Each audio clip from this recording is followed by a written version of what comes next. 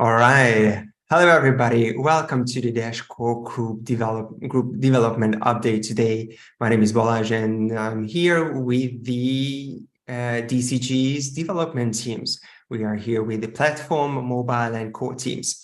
We are planning this session to last for 60 minutes, and at the end of the updates, we invite you to have a Q&A and then a feedback session. So if you have any feedback, questions, comments, let us know. I'm going to read out all the questions at the end at this session, and you can help me by marking these questions as question in the comments below, also including all the context related to that specific question.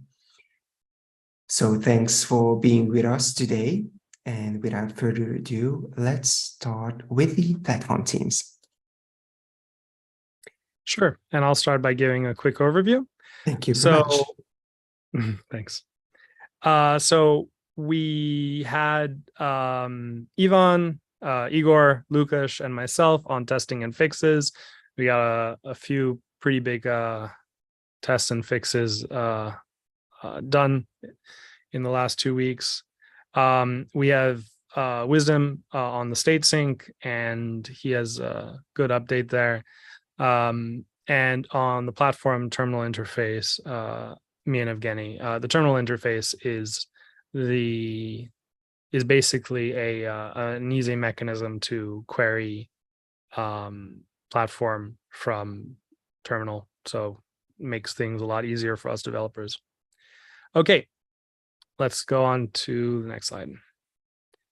And Ivan? Yeah, thank you. Hello, everyone.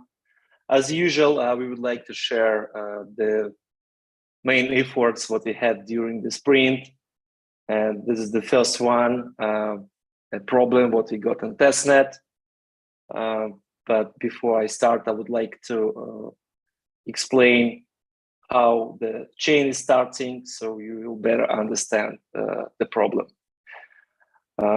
We have the endpoint, what we name init chain, what is calling on Genesis to create the Genesis, the initial state of the platform. And we're preparing some system data contracts, some initial data, including masternode identities. I want to remind you that for each masternode, we create identities, so masternode could vote and also withdraw credits for rewards, get rewards. One important thing there is initial core chain log height. It's basically the height of the core on which we're starting the platform. Currently, it's more like for testing, and for the production, we have much better mechanism that listens for the V20 fork and update and starting platform at that point. So this core chain log height allow us deterministically start the chain, the platform chain, and get deterministic information for specific height from the core. That's important point. So init chain should work the same on all nodes. Doesn't matter when you call it today or you sync in a new node in a few weeks, should work the same. So when we try to sync a new nodes with testnet, and chain already was live for a week, we got this missing field, collateral address error. This error goes from the core RPC client, Rust core RPC client, what we're using to query core.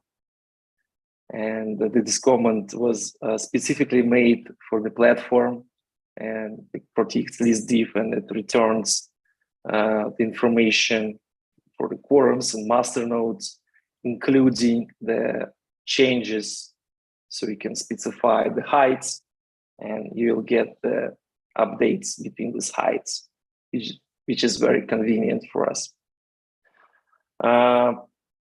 We end up that actually collateral address field is optional and it shouldn't be defined in case if collateral is spent. So collateral of this master node already spent.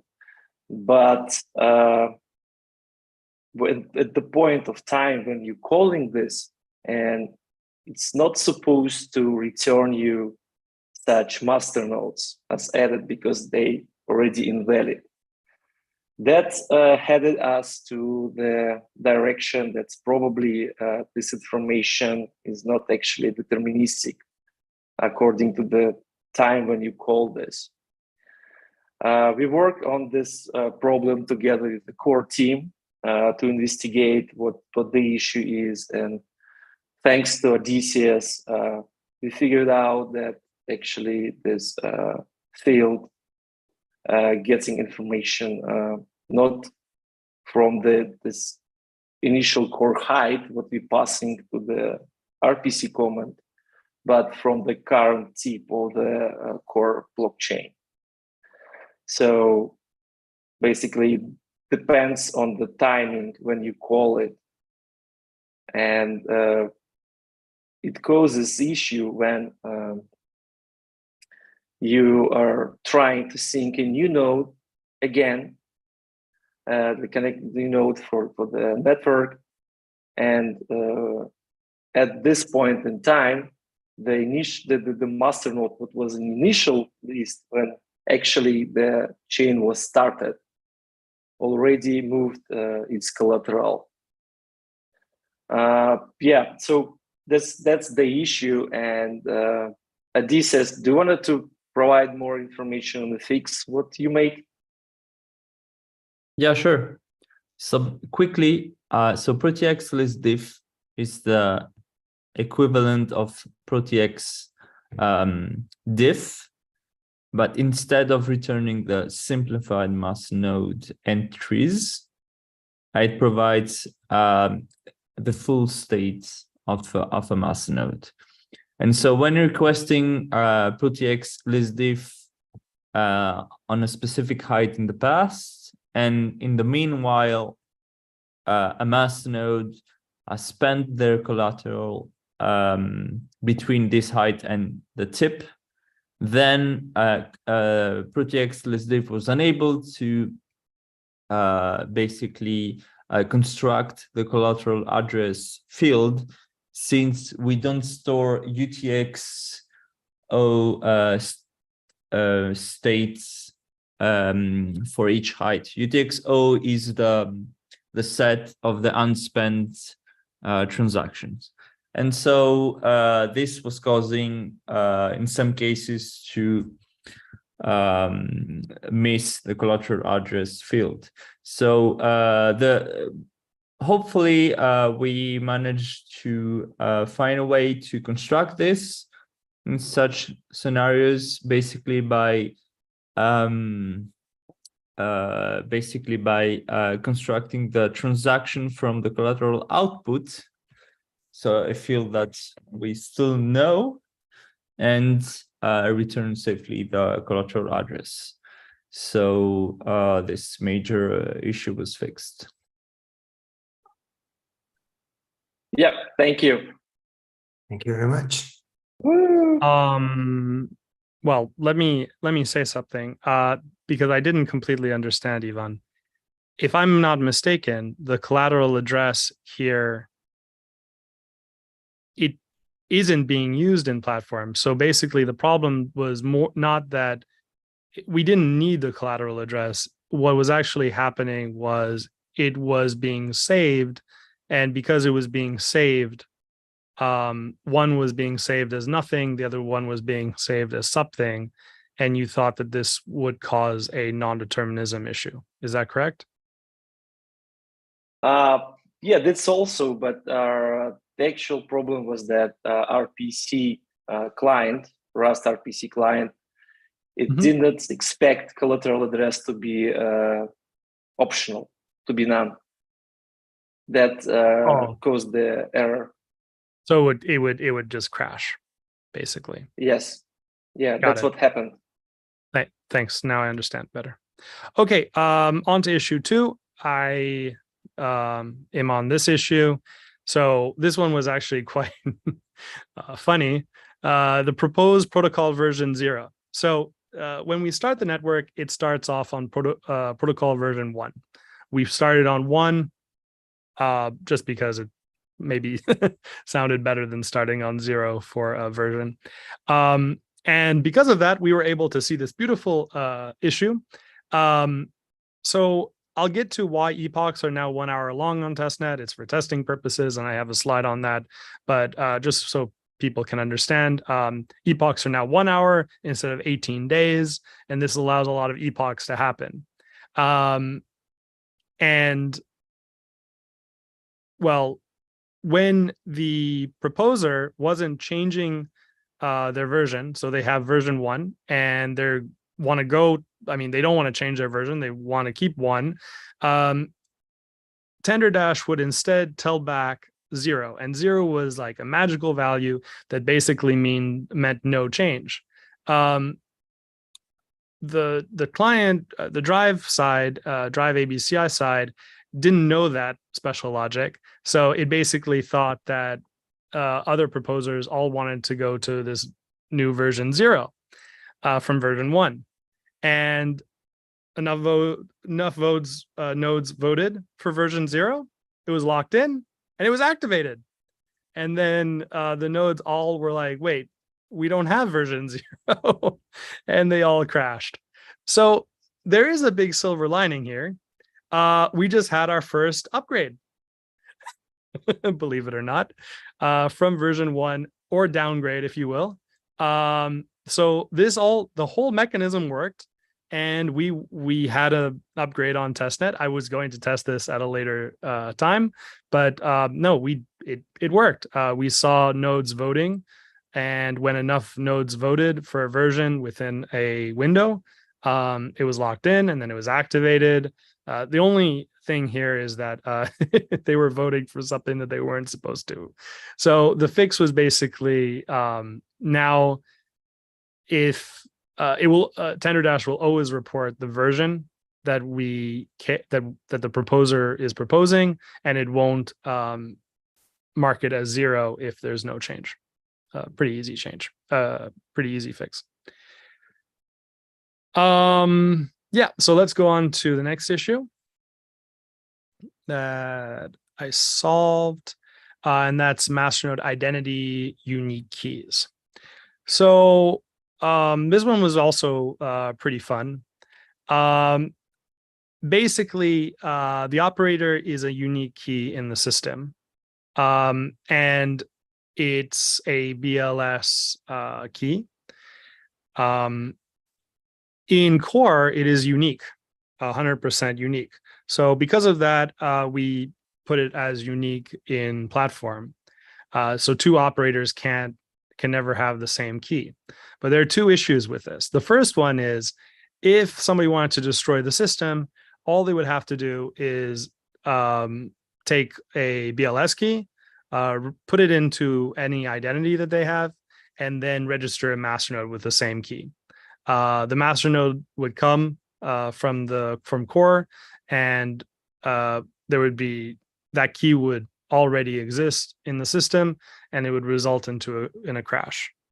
But that was actually not what was happening, and not why the system was going offline. It was much more simple. Basically, if an operator left the list and came back, what we were doing was we were re-adding the key instead of reactivating it. So basically, when we re-added it, we saw that it already exists, and it would crash. So now the masternode key uniqueness for BLS keys is not guaranteed by platform, it's guaranteed by core. So we have no uniqueness for masternode keys, but that is how things should be. And we can move on to something else, epoch changes.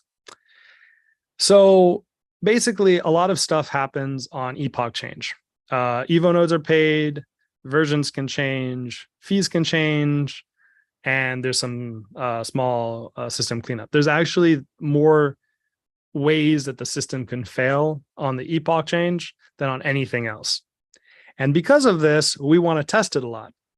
We kind of had gotten through a lot of testing of platform, and it made sense just now start more advanced testing, like test this epoch change stuff. So we introduced configurable epoch lengths, and now the epochs can be any length of time that we want. We set it when we launch testnet or when we launch the network, and it's now set for 1 hour for testnet, and for mainnet at the same time we reduced it from 18 days and a quarter to 9.125 days. So basically that means that when platform comes out, Evo nodes will get paid much faster, twice as fast. There's a sweet spot here. Why people could ask, like, why isn't it less? Why isn't it 4 days? On the epoch change, you have to make a lot of operations. You basically have to split up fees from storage, and you have to put it for every epoch for 50 years. And if the epochs are like 1 day long instead of 9 days, you would have to do, I don't know how many days there are in 50 years, but 50 times 365, right? So that's a lot of operations on an epoch change. So instead we do it every 9 days.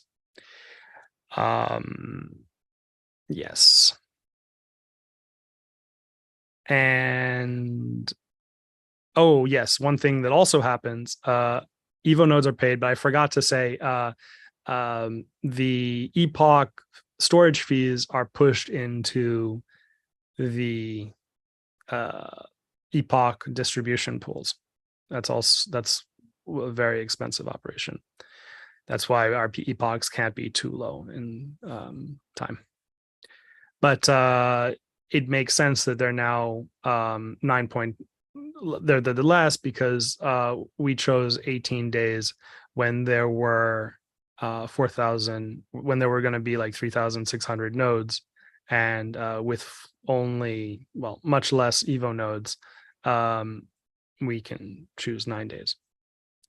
Okay, let's go on to testing platform slide, and I think this is Igor. Igor starts. Yeah, thank you. First one is mine. So I reported last week about the improvements of logging in DAPI client, and this sprint we actually had this merged in. So good, all is there, and yeah, we will be using that in our test UCI to be informed better about what's going on. Next thing is, I guess it's Ivan's. Yeah, thanks, Igor. Actually, I already noticed these logs and test suite. It's sweet. Thank you. Thanks. So we can have visibility on what's actually happening during these all retries. Great. So another logs what we have added, which is very valuable for troubleshooting and debugging of the issues of non-determinism, is the list of all growth DB operations, what happened in Drive during block processing. This is pretty huge data, and we specifically updated our logger in Drive to separate this information in another file and don't push to our Elastic logs infrastructure. Yeah, so basic how it helps for non-determinism issue. because non-determinism is basically when different nodes behave differently, and in the result, you having different root hash for your state. And in this case, you can go to these logs, make a div between these two nodes, and you will see the difference.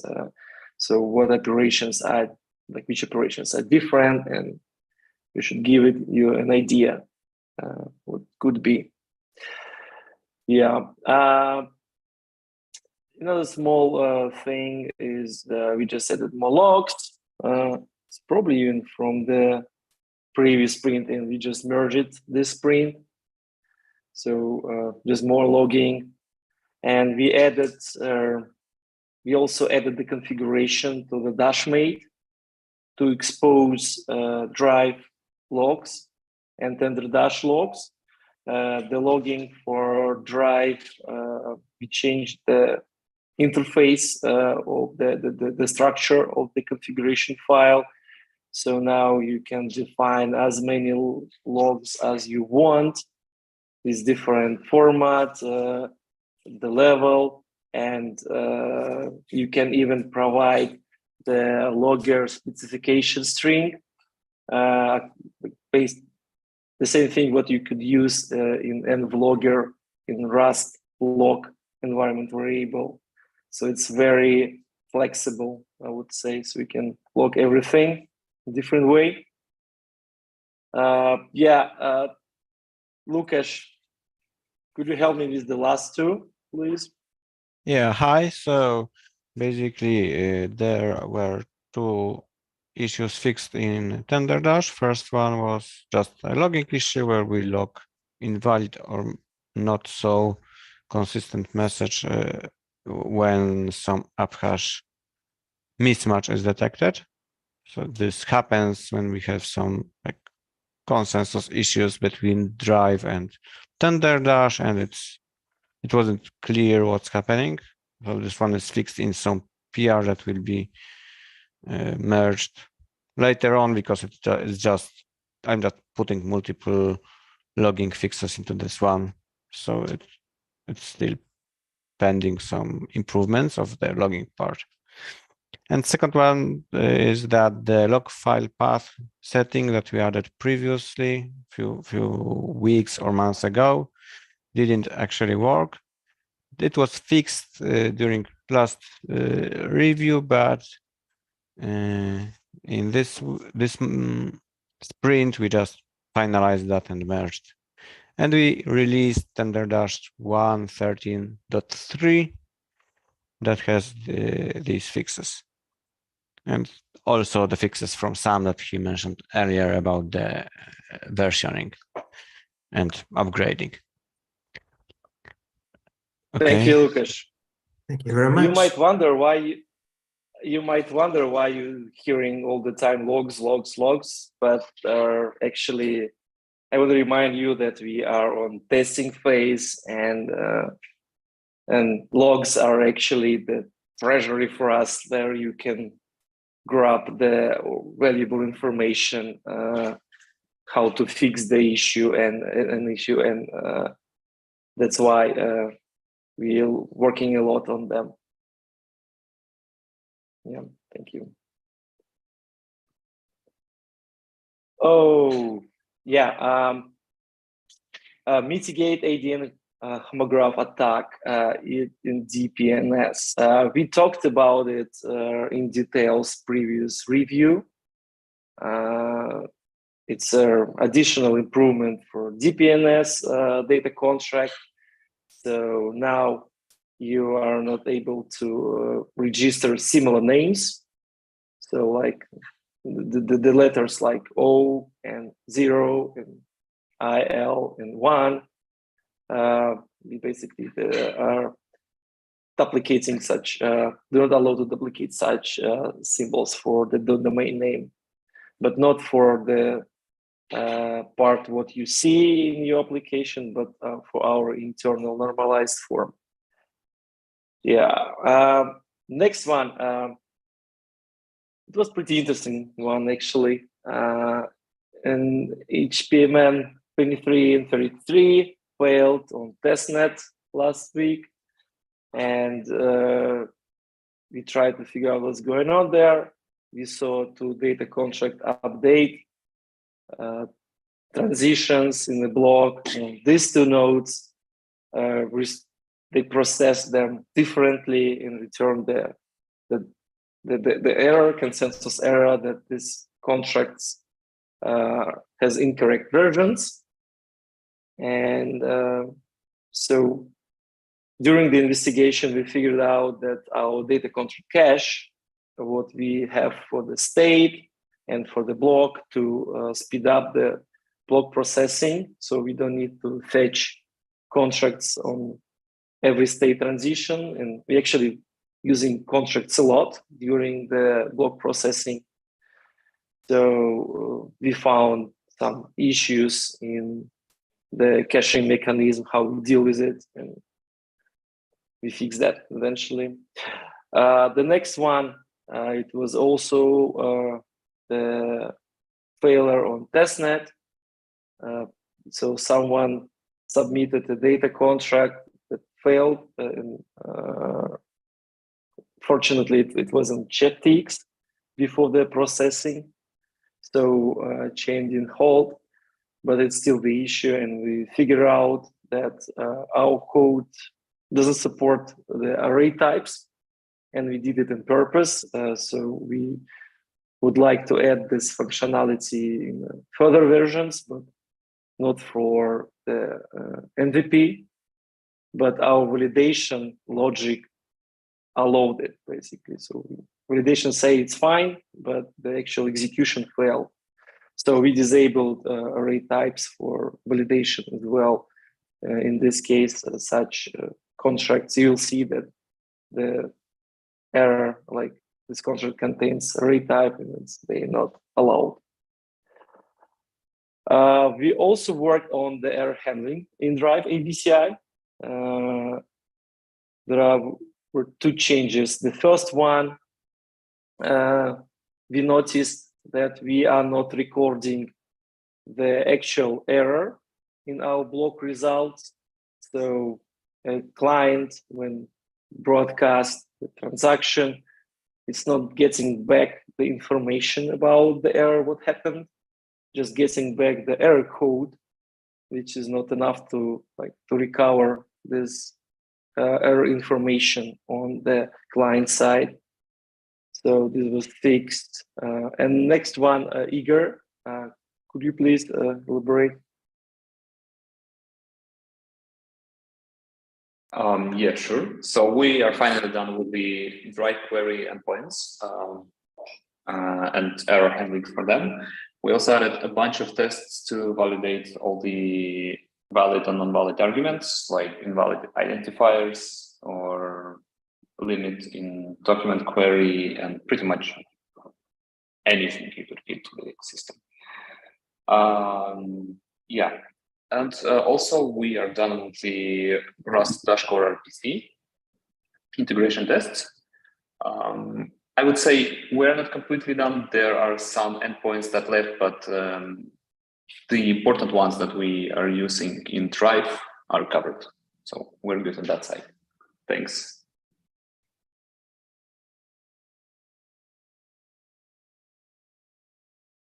Yeah, next one, Lukasz. Yeah, so Yours.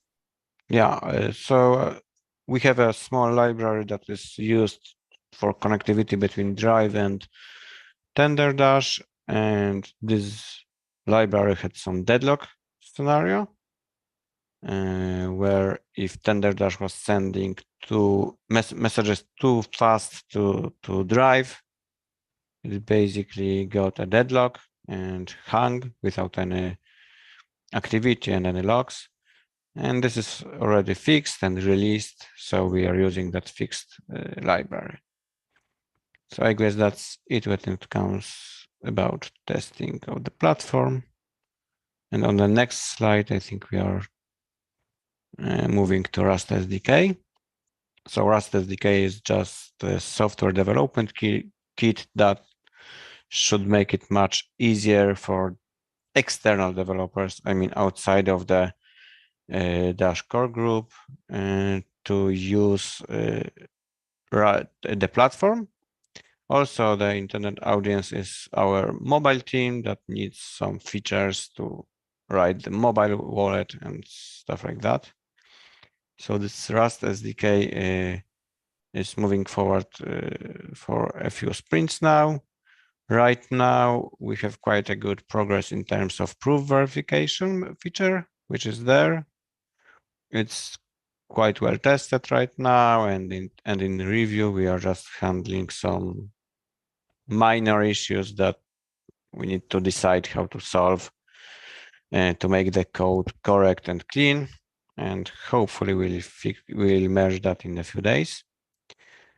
Also, the first version of our SDK, which will implement the documents, identities, and data contracts, and read operations. So reading of these objects will be possible.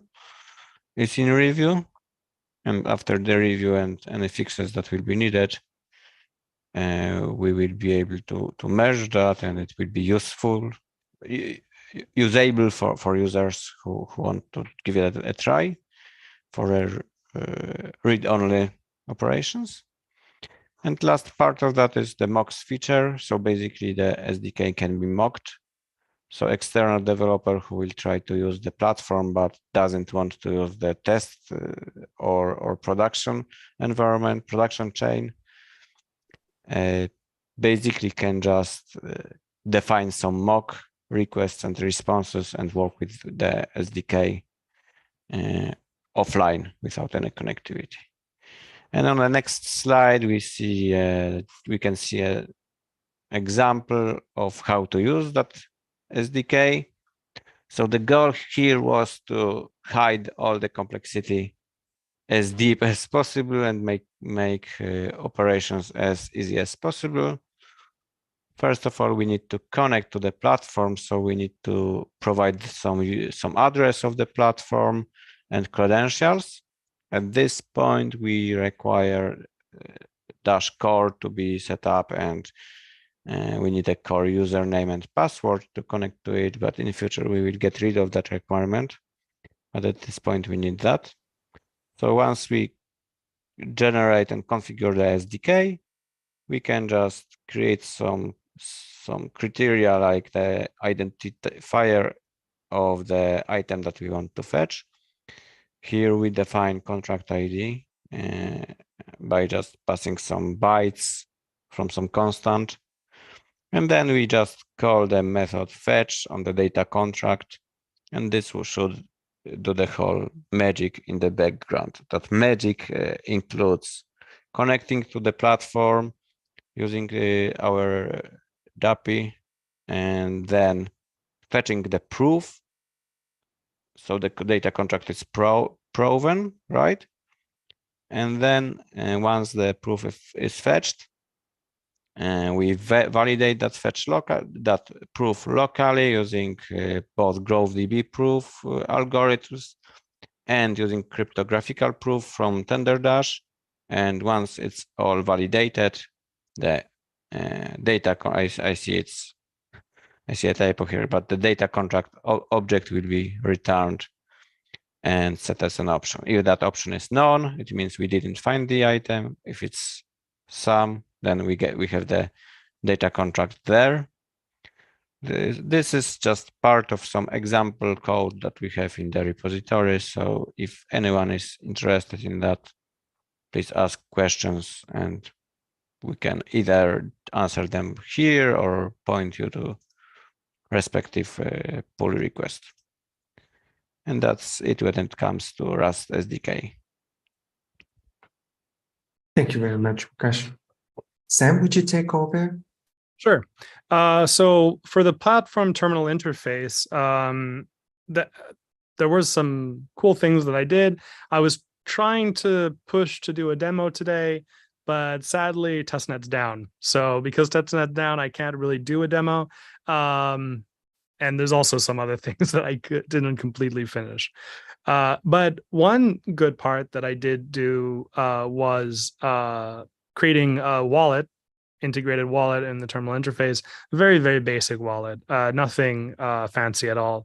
Basically, you can just import a private key and put a balance on that private key and use that private key to create loading transactions and verify the balance of that address and stuff like that. So because we now have that, I can register an identity from the interface without having to do anything really complicated. And that's basically the next phase there. Once we have identity registration, then we can go into doing some much more advanced testing. One very interesting part, and Paul DeLucia from research has been working on this, is we took testing strategies that used to be its own thing inside of our own internal tests, and we moved it to its own crate. So now we can use these testing strategies inside the platform terminal interface. There was a problem with this though, and the strategies couldn't be saved to disk. It was actually quite complicated to save them. So I spent some time on making them being able to be saved and reloaded. So now when you enter the terminal interface, it will load from whenever you left it. It automatically saves, as you can imagine. You can load up it has your strategies in there. And currently Paul is working on making an interface for creating your own strategy. Like if you want to say, I have this contract, you can import your contract and you can say, I'd like to every hour send a state transition for this contract. You can do that. You can do tons of really cool things. In fact, maybe one day we can even have this run as a daemon, and you could like maybe constantly update platform with this. So yeah, it's actually very exciting, and it will really make things a lot more visible. Right now, when I want to see something on platform, I have to, well, it's actually really complicated. I have to write some JavaScript code to do it. And I mean, it's not that complicated, but it can be easier, right? So that's why I'm doing this. So we'll be able to, you want to search for an identity, get the identity balance, search for a person. You can just do it or try to take any contract from the system. It's 5 seconds away. Cool. So on to GroveDB. Hey guys, can you hear me? Yes. Yeah. Okay. So this is Wisdom from the GroveDB team. First week of the sprint we had a bug. I think on the SDK side. So the SDK showed this bug, and we discovered that the bug was in the proofs. Essentially, to give just a brief explanation, when you are generating a proof, we add the elements that are deeper in the tree first to result set before adding the elements that are closer to the root of the tree. But sometimes we might encounter an element that's closer to the root. So we need to reserve a limit offset value for that before continuing with the elements that are deeper in the tree. And then once you do this, when you now get back to the element that is closer to the root, you need to bring back that reserved space into the current context. So this was not being done, and that was what led to that error. So we're reserving the space, but we're not bringing back into context. So in some very specific scenarios whereby you are going to encounter an element closer to the root before elements deeper in the tree, and then your limit value is not large enough, then that error was going to hit. So this has been fixed. This was a very simple fix once you understand what the problem is, and it has been merged in. Then moving on to state sync, the MEC PR as one, there has been a review, like a one-pass review, and we're going to make another review when the GraphDB state sync PR is complete, just to make sure that, okay, everything still fits and nothing has changed at the other level. So still on the GraphDB state sync PR, and hopefully that will be done soon. So that's it from GraphDB. Thank you very much, Wisdom. Now let's move on to the core team. Ori, would you kick us off with that? Sure. So hello again. So regarding mainnet status, we finally have 80 registered and enabled EVA nodes. That means that we had at least LMQ 167 that got formed. Just a small note, 80 is the minimum size of the LLMQ. 100 is the normal size. That's why with 80 we are enabled to form some of those corps. So regarding V20 development, we are getting much closer.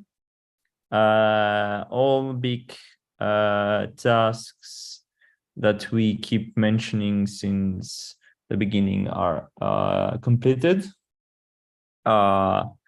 So Pasta is going to talk about the release candidates process. Nothing else from my side. So Pasta, could you? Yeah, sounds good. All right. Odie, or not Odie, Balash, would you mind going to the next slide for me? So here first, quickly, we're going to go over the merged PRs from last week, doing something a little bit different this time. We've gotten some feedback previously that, a list of PRs doesn't really mean anything, and that's kind of fair. So I think in the future, we are going to have a slide like this that also just includes the names of the PRs. That way you get a little bit of an idea of what's going on. A couple of cool things happened these past 2 weeks. I had a couple of interesting performance improvement PRs that increase or better optimize reindexing, and during header sync in reindex, I was seeing about a 30% speed improvement based on the changes, and in a complete reindex, there's also should be another 10% that is getting knocked off due to another change. So that one is 5613 there. We're caching the block hash and passing that around instead of recalculating it every time. In Bitcoin, this isn't a huge deal because their block hash is SHA-256, and that's pretty darn quick. X11 is a lot slower, and so for us, it made a big difference to cache this. On the PR, I think there are some cool images if you want to take a look at it that from my profiling. But you can take a look at the other PRs that were done here. There was some refactoring and some fixes. We did tag beta 3. That was done in the last 2 weeks, and that is now deployed out onto DevNets, or actually it's on testnet as well. I kind of thought that we were on beta 4 by now. I thought I released that not too long ago, but I don't see that here, so I'm not positive. Let me just quickly check our releases. Yeah, okay, there's beta 4. So somehow beta 4 did not get captured on this list, but beta 4 was released in the past 2 weeks, and that is the latest version, and it's on testnet. Everything is going well with that. Balash, would you mind moving to the next slide? And I'll talk about RC1. So this is kind of our V20 estimated timeline that has been updated. Everything now has basically been done. The primary blockers at the top of that slide, I did not update yet, but asset locks have been finalized, and the Masternode hard fork activation just needs final review from me now, and I plan on completing that today. And once that is done today, then we will be ready to release RC1. It might be beta 5 first. RC1, as you can see kind of down below, will actually end up reorganizing testnet. This is a tentative date. I'm going to have to work with the other teams and make sure that this works for them, and we don't need to do it kind of at a different time. But in order to properly test the V20 activations, we will be reorganizing testnet, going back to V19, having V19 run for a little bit, and then upgrade to V20 proper. And so the current estimated date for that is the 23rd. We have some DevNet testing that we want to do before then. That'll be happening this week, and try and go through this whole process on some DevNets and then do it on testnet. But this is the current plan and timeline. Yeah, I think we are good on that. Balázs, I think we can move on to mobile. Thank you. Thank you very much. Brian? The floor is yours. Sounds good. So we had a pretty light sprint this past one on Android, a small bug relating to masternode keys after recovering a wallet. Some of the first or initial UI elements for the CoinJoin balance mixing, and some merging that we had to do for all the work that we do on Dash Wallet has to be merged into our Dash Pay branch. So that was done for a few past versions that we released. And as mentioned previously, Coinbase made some changes to their APIs, so we had to accommodate that for buying Dash with fiat. That's going to result in only being able to buy with your fiat balance, as opposed to using alternative payment methods like credit cards and debit cards. Yeah, we can move on to iOS. So a lot of rollover here. We had some kind of unexpected hiccups getting through the Rust libraries of the FFI macro. So this pertains to some of the work previously mentioned on platform as well. So a few new items popped up that we needed to do to support that. We did get a build out of that for the Android guys to start testing that version. And it's not only related to CoinJoin, but it's one of the primary drivers. In Android 13, there's battery optimization settings that if it's in that battery optimization mode, things can't run in the background. So CoinJoin obviously would be running in the background. If someone ends up turning that on, we need to make sure that they change that setting. So that's just information on that. And then the same UI element for the entry points for CoinJoin was done as well. And the same Coinbase API changes. So that is it for mobile. All right, thank you very much. Thanks, Brian. Thank you, Pasta and Ori, and the platform teams as well. Let's move on to the questions. And as I see some of the questions, and I guess all of the questions were answered by the team in the chat below. So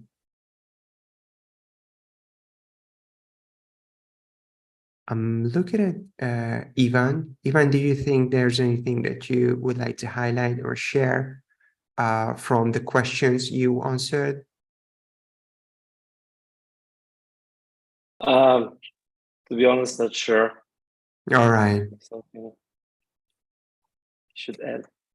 All right. So if no further questions, thanks everybody for being here, listening to the updates, and see you in 2 weeks. Bye-bye.